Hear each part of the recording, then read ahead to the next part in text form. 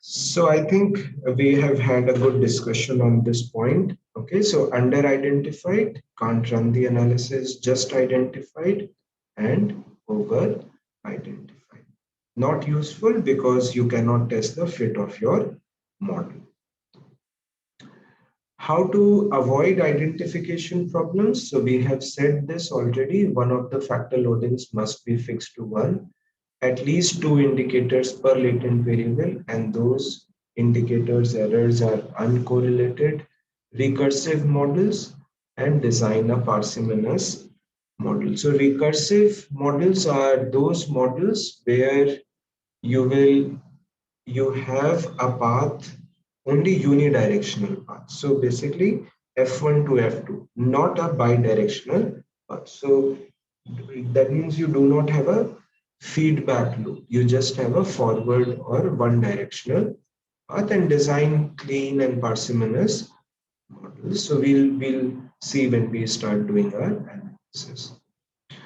Model estimation. So SEM program estimates parameters that produces the sigma, which I have said, which is the model-based covariance matrix.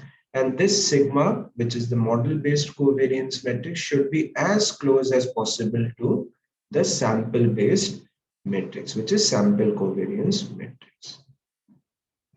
If the elements in matrix S minus elements in matrix sigma is equal to 0, then the chi-square is equal to 0, and we have a perfect fit. So again, this is quite simple. We have already discussed this.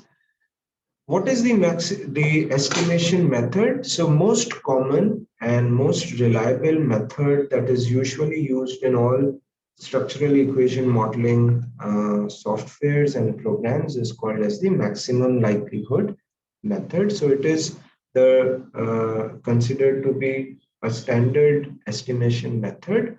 The issue with this is it makes certain assumptions of normality. Okay, and uh,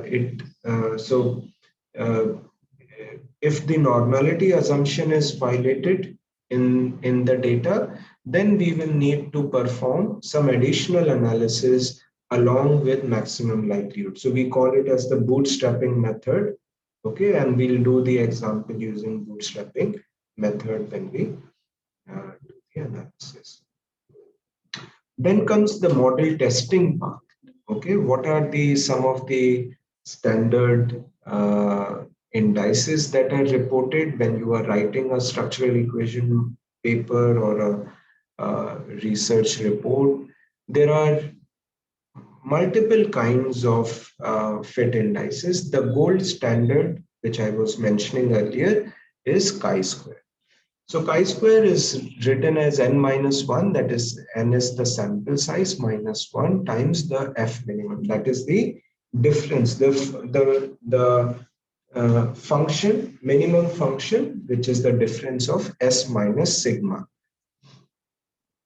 A non-significant chi-square indicates that s and sigma are similar.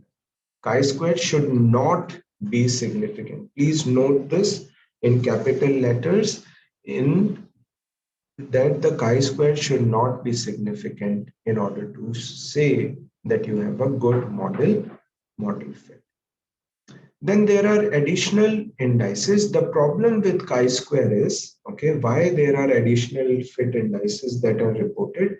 Because the chi-square actually it starts to become inflated. It starts to grow in size as you have two things that impact chi-square. One is your sample size. That means as your sample size becomes bigger, chi-square starts to become bigger.